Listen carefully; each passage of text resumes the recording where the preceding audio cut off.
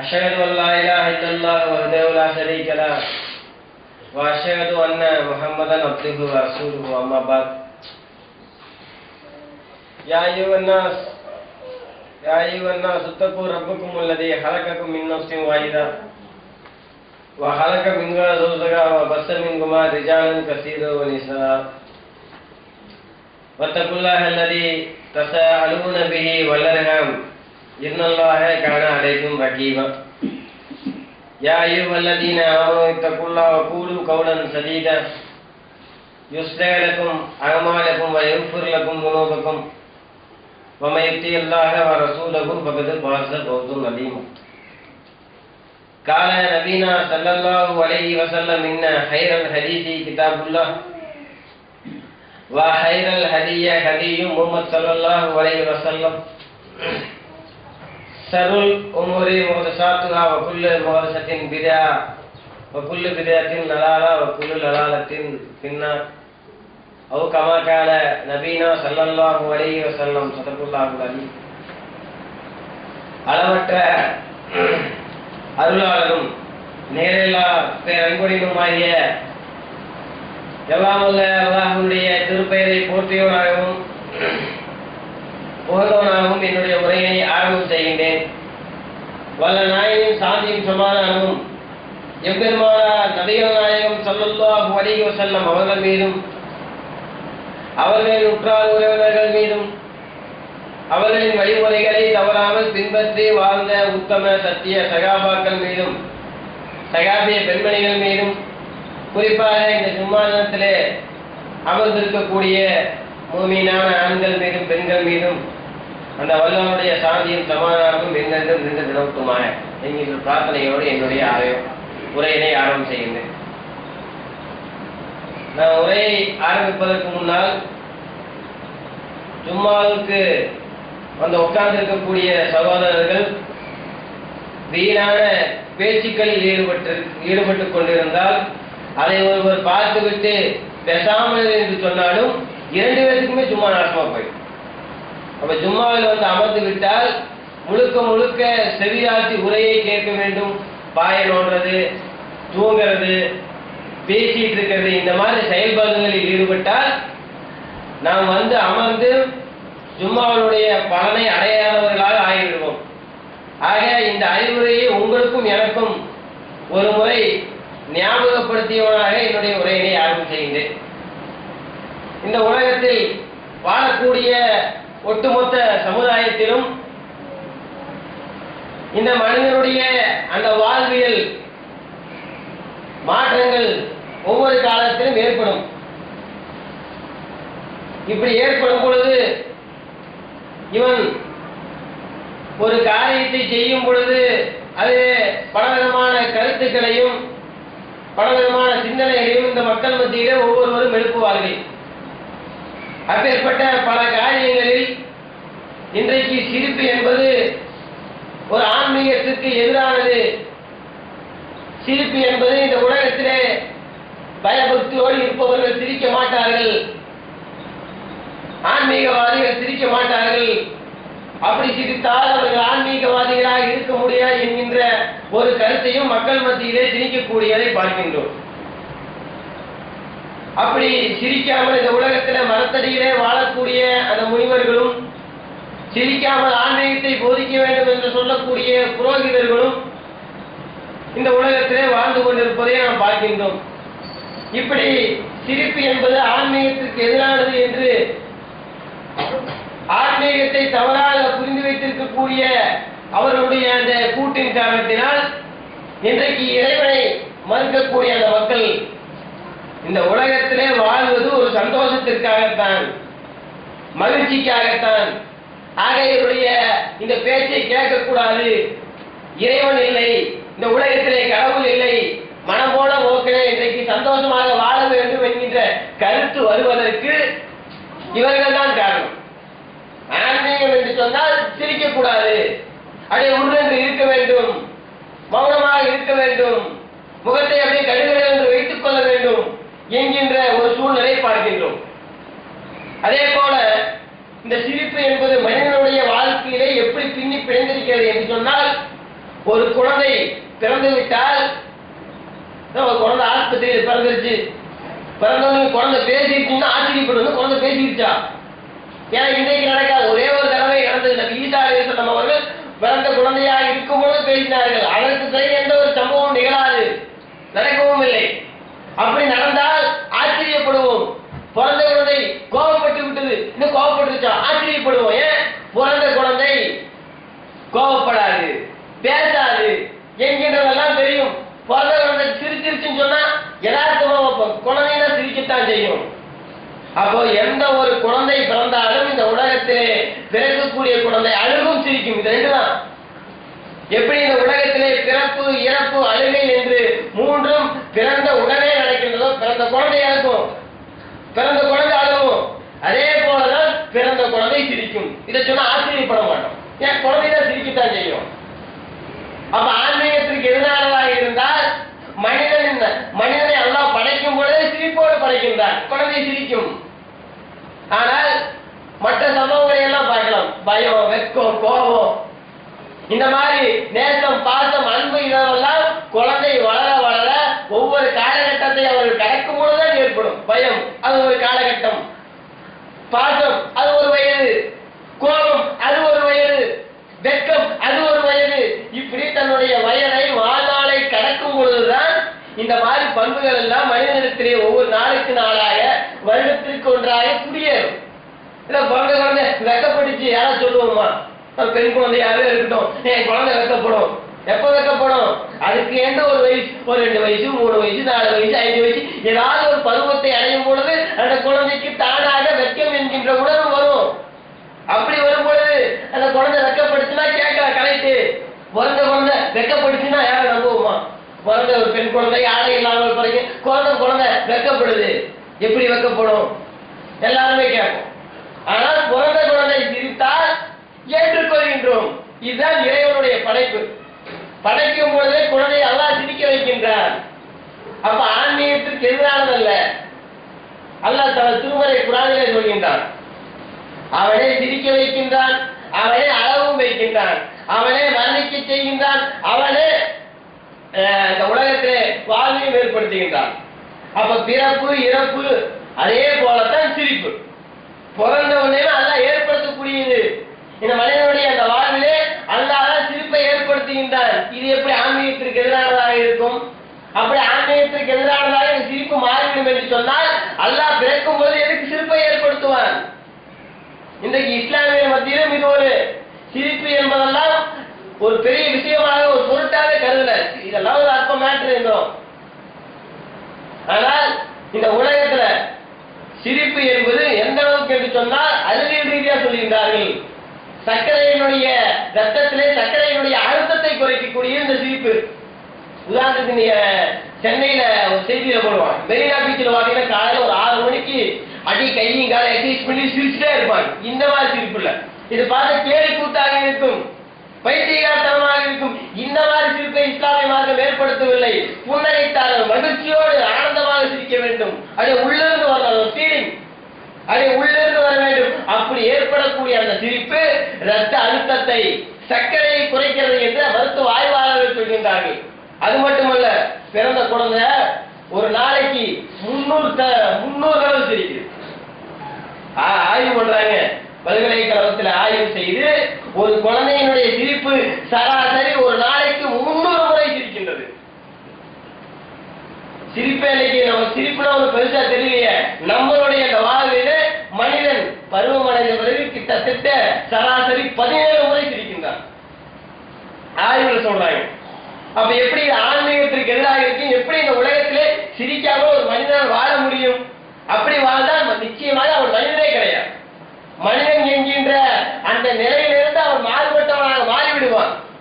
விலங்கினங்கள் எடுத்து பாருங்க, எந்த விலங்கினமாவது சிரிச்சு அழைச்சு பார்த்திருக்குமா? பிரசவ நேரத்தில் அழுது கூட பார்த்திருப்போம். டிஸ்கவரியில பார்க்கும் பொழுது அது குட்டி ஓடும் போது கூட கண்ண தண்ணி வந்து பார்த்திருப்போம். ஆனா எந்த விலங்கும் சிரித்ததாக யாரும் இது வரைக்கும் பார்த்ததில்லை. அந்த அளவுக்கு சிரிக்கக்கூடிய ஒரு உயிரினம் என்று வரை விளக்கம் சொல்லுவாங்க. தமிழ்ல சிரிக்கக்கூடிய ஒரு உயிரினம் என்று சொன்னா அது மனிதன் தான். அதுக்கு ஒரு வரை விளக்கணமே சொல்லுவார்கள். சிரிக்கும் உயிரினம் அப்படின்னு சொன்னாலே மனிதன் தான். அந்த அளவுக்கு இந்த உலகத்திலே மனிதனுக்கும் மிருகத்திற்கும் உள்ள ஒரு வேறுபாடு சிரிப்பு. இன்றைக்கு அதையெல்லாம் புறக்கணித்து விட்டு மாற்றம், அது ஆன்மீகம் என்று சொன்னால் சிரிக்க கூடாது, உருன்னு இருக்கணும், சிரிக்கிறதுக்கு காசு கொடுக்கணும் சொல்லுவோமே. ஏன்னா மூஞ்சிய இன்ஜின் குரங்கு மாதிரி வச்சிருக்கேன்னு சொல்லுவோமே. ஏன் இதெல்லாம் ஒரு மனிதனை பார்க்கும் பொழுதே மகிழ்ச்சி ஏற்படுத்தாரு, அவர் கூட பேசவே தோணாது.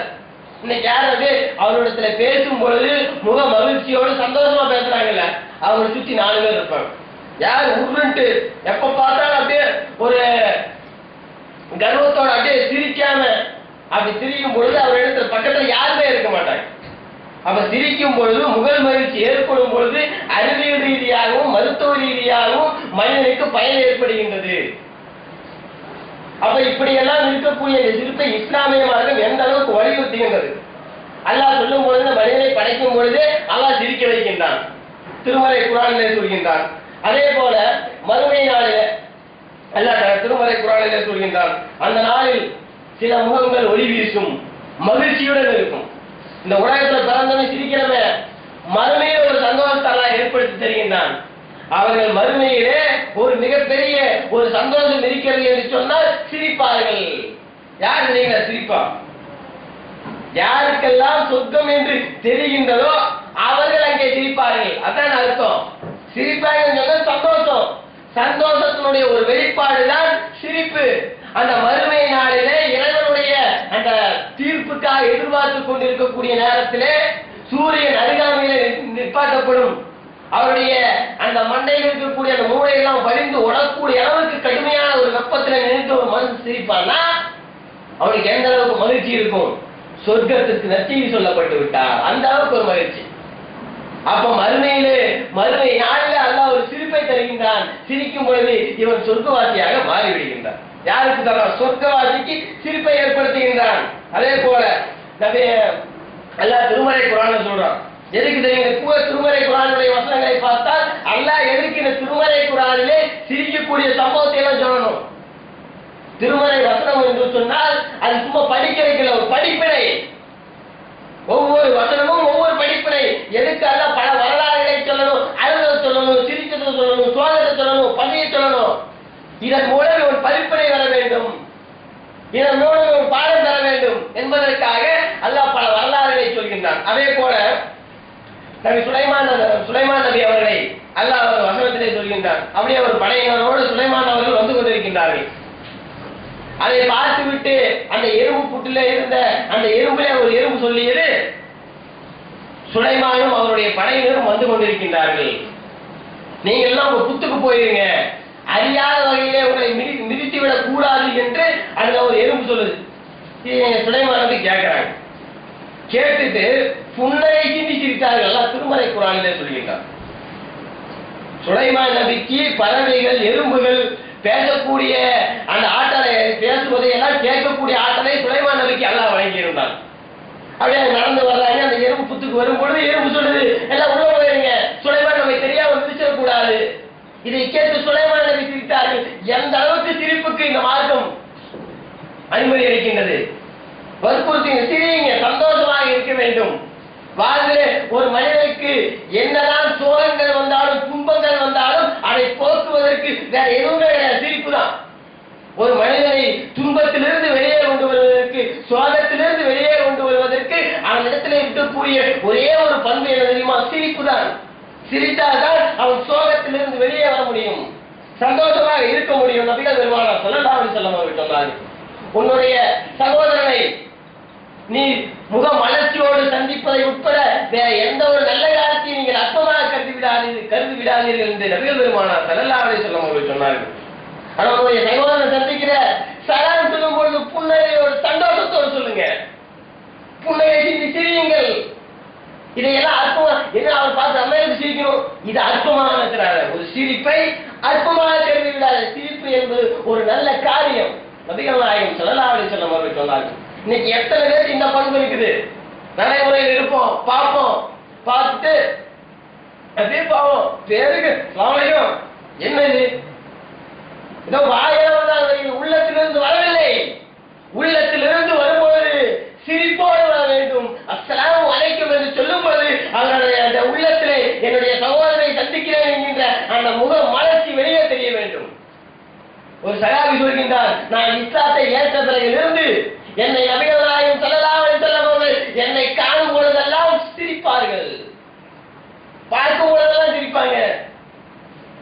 எப்படி ஒரு போயிட்டு வருவாங்க, அடுத்த நாள் பார்த்தா சிரிப்பார்கள், அடுத்த நாள் கொஞ்ச நேரம் கழிச்சு வந்தா சிரிப்பார்கள், பார்க்கும் பொழுது சிரிப்பார்கள், ஒரு சந்தோஷத்தை ஏற்படுத்துவார்கள், முகமலர்ச்சியை காண்பிப்பார்கள், கோபத்தையோ கடுகடுப்பையோ வெறுப்பையோ காட்ட மாட்டார்கள் என்பது பொருள் இல்லையா?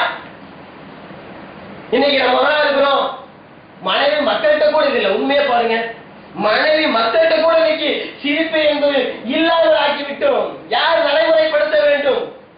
பிறந்த குழந்தை சிரிச்சு சந்தோஷமா விளையாடும் ஒரு தந்தை அதற்கு வழிவகுக்க வேண்டும். அட்டை வேலை விட்டு வரும்போது அட்டை உருண்டு வருது, வேலை செஞ்சு எல்லாத்தையும் வீட்டில் கொண்டது கொட்டது பார்த்துட்டு சந்தோஷமாக பேச நினைத்த மனைவி வெறுத்து விடுகின்றார்.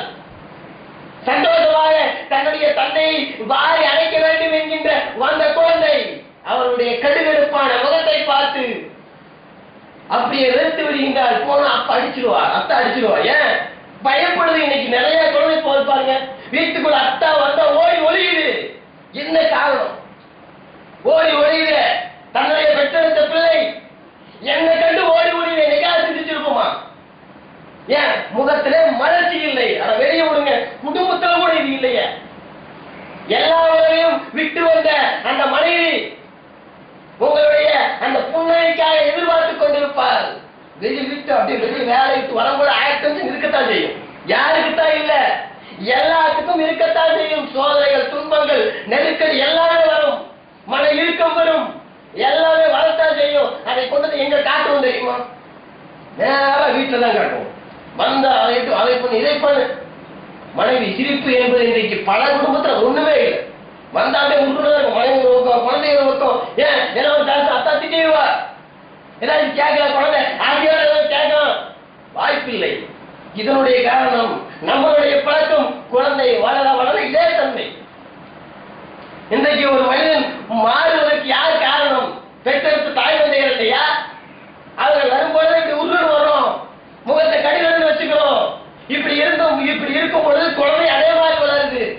ஆனால் கல்யாணமான புதுசுல பாருங்க, கல்யாணமான முதல் நாள் ராத்திரி தன்னுடைய தேவைகளை எல்லாம் பூர்த்தி செய்துவிட்டு அடுத்த நாள் மனைவி காலையில எழுப்பும் பொழுது அப்படியே சந்தோஷமா அப்படி சிரிச்சே இருந்திருப்போம். ஏன்? தன்னுடைய மனைவி நேற்றா கல்யாணம் ஆச்சு, புது பொண்டாட்டி சோறு, அப்படியே டீ சொல்லும் போது பல்லு வளர்க்காம கூட டீ சாப்பிடுவோம்.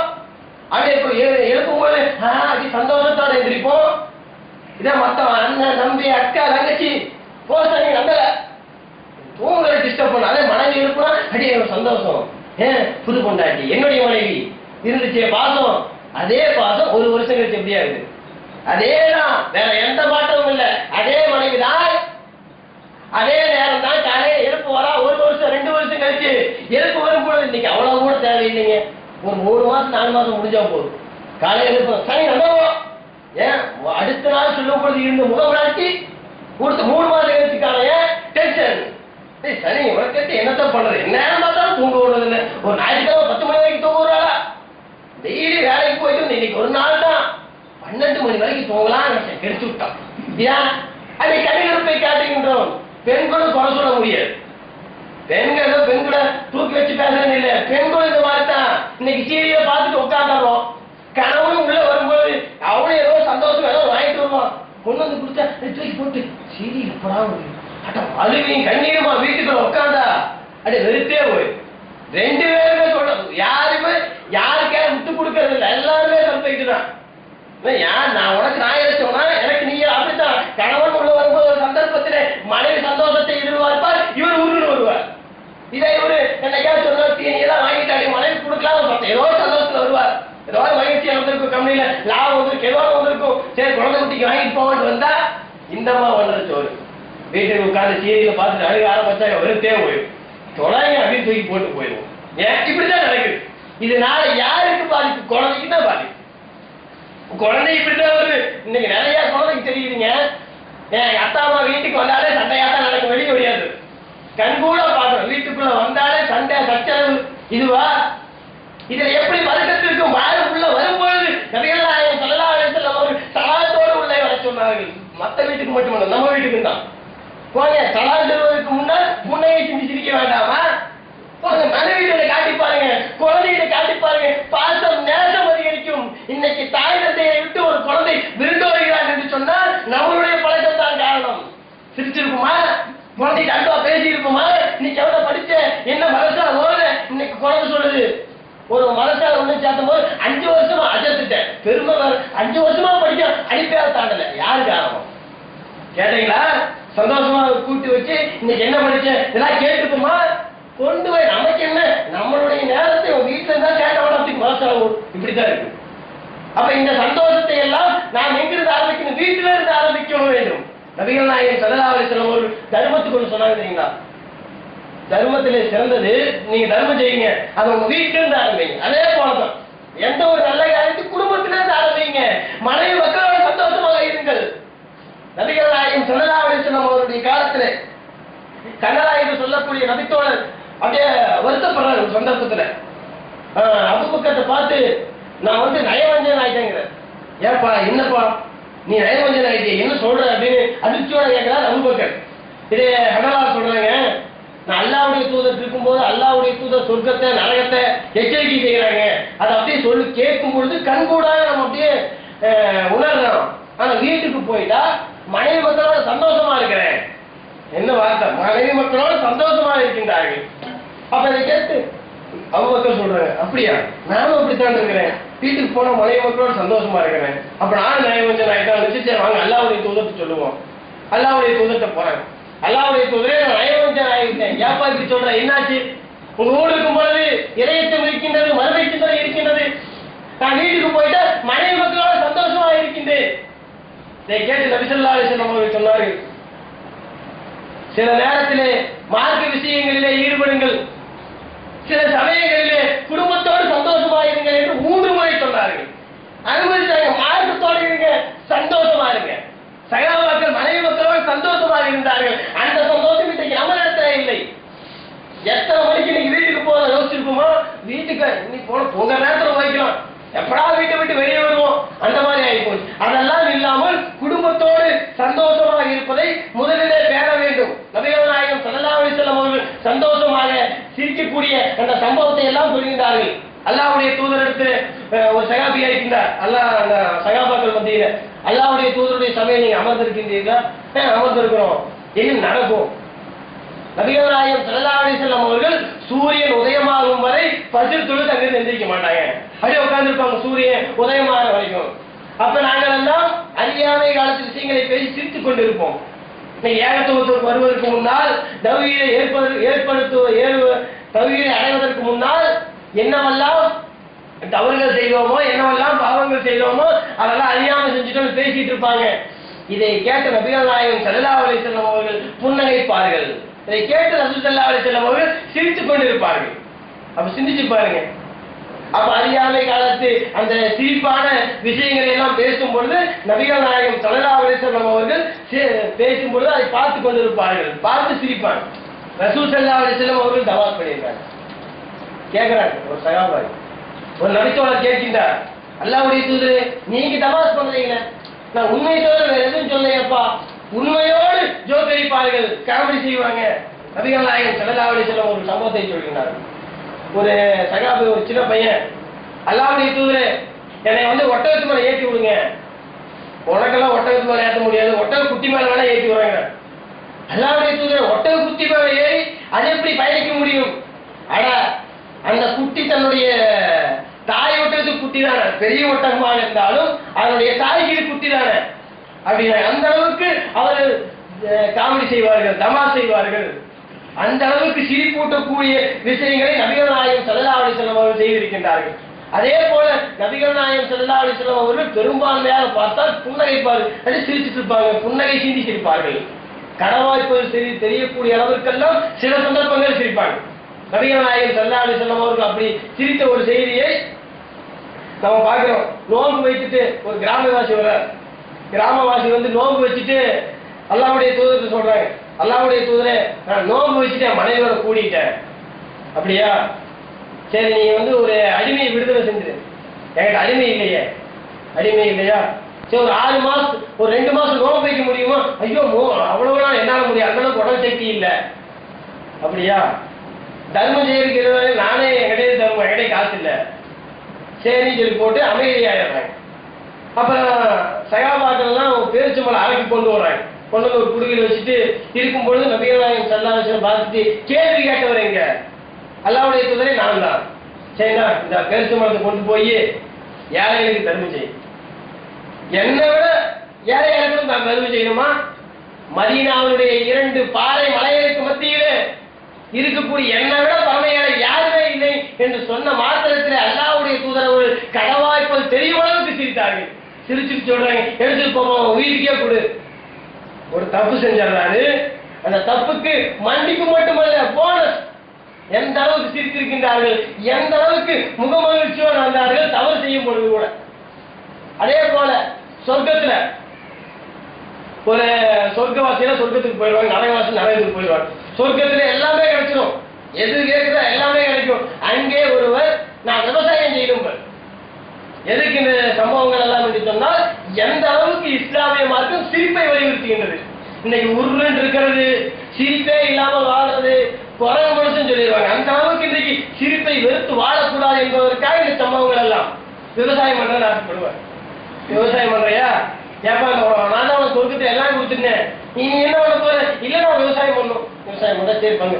அப்படியே உழுது அப்படியே விதைய தூவுனா திரும்பி பார்த்தா எல்லாம் மலைகள் போல அப்படியே முளைச்சிடும். அப்படி பார்த்துட்டு அவர் ஆச்சரியப்படுவார். அதுக்கு அல்லாஹ் சொல்லுவான், உன்னை எதுவுமே திருப்திப்படுத்தாதுப்பா, அதனுடைய மகனே உன்னை எதுவும் திருப்திப்படுத்தாது என்று சொல்லும் பொழுது இந்த ஹதீஸை நபிகள் நாயகம் ஸல்லல்லாஹு அலைஹி வஸல்லம் அவர்கள் இந்த செய்தியை அறிவிக்கும் பொழுது அதிலே ஒரு கிராமவாசி சொல்கின்றார், அல்லாஹ்வுடைய தூதரே இது குறைசி மக்களாகவோ அல்லது மதீனாவாசிகளாகவோ தான் இருக்கும். ஏன்னா அவங்க தான் விவசாயம் சொல்றாங்க, அவங்க தான் விவசாயம் பண்றாங்கன்னு நபிகள் நாயகம் ஸல்லல்லாஹு அலைஹி வஸல்லம் சிரிக்கின்றார்கள். அந்த அளவுக்கு ஒவ்வொரு விஷயத்திலும் சிரிப்பை வலியுறுத்துகின்றது. நம்ம இதுவரைக்கும் என்ன பார்த்தோம்? அல்லாஹ்வுடைய தூதர் சிரித்தார்கள், நபிமார்கள் சிரித்தார்கள், சிரிக்க வைத்தார்கள். சிரிப்பு என்பது இறைவனுடைய படைப்பு என்பதை பார்த்தோம். அதே போல அல்லாஹ்வும் சிரிக்கிறான். எல்லாம் மனுஷன் சிரிச்சா ரைட்டு, படைச்சவன் சிரிக்கிறாங்க. அப்ப எந்த அளவுக்கு சிரிப்பை இஸ்லாமிய மார்க்கம் வலியுறுத்துகின்றது. நரகத்திலிருந்து கடைசியா ஒருத்தர் வெளியே வருவார், அவர் தான் சொர்க்கத்துக்குள்ள கடைசியாது. அப்படியே நரகத்தினுடைய பாடல் உட்கார்ந்து இருப்பார். நான் தரத்து வெளியே வந்து உட்கார்ந்து இருக்கும் பொழுது அந்த நரகத்தினுடைய காந்தல் தாங்க முடியாது. அல்லாஹ் எனக்கு முகத்தை அந்த பக்கம் இருக்கு, தாங்க முடியல, ரொம்ப அனல் அடிக்குது. அப்படியா? வேற எதுவும் கேட்க மாட்டேன், திருப்பி விட்டாச்சு. அதுக்கு பிறகு மூஞ்சி திருப்பணுன்னே அப்படியே ஒரு மரம், அழகான மரம் தெரியுது. மறுபடியும் அல்லாஹ் போட்டோம், யாரெல்லாம் அந்த மரத்திட்ட மட்டும் போயிட்டா அந்த தண்ணியை குடிச்சுட்டு அங்கேயே உட்காந்துக்க, எனக்கு வேற எதுவும் வேணாம் கேட்க மாட்டேங்கல, கேட்க மாட்டேன். சரி போ, மரத்துக்கு பக்கத்தால் உட்காந்தாச்சு. அடுத்தது பார்த்தா 2வது ஒரு மரம், இதை விட அழகா இருக்கும். பார்த்துட்டு மீண்டும் அல்லாஹ்வை அழைப்பான், நான் அந்த மரத்துக்கு போய் உட்காந்துக்கிறேன். இப்பதான் நீ போக மாட்டேன்னு சொன்னேன், வாக்குறுதி கொடுத்தேன், வாக்குறுதி கொடுத்தேன், இருந்தாலும் நான் போகணும். சரி உனக்கு பொறுமை இல்லைன்னு சொல்லிட்டாலும் அந்த மரத்துலையும் போட்டுருவான். அங்கேயும் குடிச்சு இப்படி பார்த்தா 3வது அதை விட பிரம்மாண்டமாக ரம்மியமான ஒரு அழகு. அப்படி பார்க்கும் பொழுது மறுபடியும் அல்லாஹ்ட்ட கையேங்குவான், யாரெல்லாம் நான் அந்த மரத்துக்கு போகணும், இப்பதானே வாக்கு கொடுத்தேன், எதுவும் கேட்க மாட்டேன்னு சொன்னீங்க. ஆமா சொன்னேன், இருந்தாலும் நான் போகணும். சரி உனக்கு பொறுமை இல்லை, தாண்டி விட்டுருவோம். அப்படி போ. அங்க போன மாத்திரத்துல சொர்க்கத்தினுடைய பாடல் அந்த மரம். சொர்க்கத்தில் பூரா சொர்க்கவாசியில் சந்தோஷமாக பேசி சிரித்துக் கொண்டிருப்பார்கள். அது அந்த குரலை கேட்டு போட்டு மறுபடியும் அல்லாஹ் கூப்பிடுவான், நான் சொர்க்கத்துக்குள்ள போயிடுறேன், எவ்வளவு தூரம் வந்துட்டேன், எதுவும் கேட்க மாட்டேன்னு சொன்னா வாக்குறுதி கொடுத்தேன், ஆமா நான் சொர்க்கத்துக்குள்ள போயிடுறேன். சரி இந்த உலகம் இதை விட இந்த உலகத்தை விட 2 மடம் கேட்போம். உடனே அந்த அந்த மனிதர் சொல்கின்ற, அல்லாஹ் நீ என்ன நகைச்சுவை செய்கின்றாயா, பரிகாரம் செய்கின்றாயா என்று அல்லாஹ்வை பார்த்து அந்த மனிதர் கேட்பேன். டவுன் என்னடா எல்லாத்தையும் கொடுத்தாச்சு, இன்னையும் கேட்கிற, இந்த ஒரு 1000 ரூபாய் 10,000 ரூபாய் வச்சுக்கிற காமெடின்னு நினைப்போம்ல, என்னங்க இப்படி பண்றீங்க, கொடுக்கறதா கொடுங்க, லேட்டு கொடுங்கன்னு சொல்லுவோம். அதே மாதிரி என்ன கொஞ்சம் உள்ளவங்களை கேட்டா சொர்க்கத்துல 2 மடங்கு அல்லாஹ் தரங்கிறான். யாரா என்னை காமெடி பண்றியா, அதே வார்த்தை தான் நகைச்சுவை செய்கின்றாயா. உடனே அதை கேட்டு விட்டு அல்லாஹ் சிரிக்கின்றான். சிரித்து விட்டு அனைத்தையும் தரக்கூடிய ஆற்றல் உள்ளவன் இறைவன் என்று சொல்லுவான். இதை சொல்லும் பொழுது நபிகள் நாயகம் ஸல்லல்லாஹு அலைஹி வஸல்லம் அவர்கள் சிரிக்கின்றார்கள். இதை அறிவிக்கும் பொழுது அந்த நபித்தோழர் கேட்கின்றார், இந்த செய்தியை அறிவித்து விட்டு நீங்கள் ஏன் சிரிக்கிறீர்கள் என்று கேட்கவில்லையே, ஏன் சிரிக்கிறீங்க? இதை சொல்லும் பொழுது அல்லாஹ்வுடைய தூதர் சிரித்தார்கள், அதனால நான் சிரிக்கிறேன். அப்ப எந்த அளவுக்கு பாருங்க, அல்லாஹ்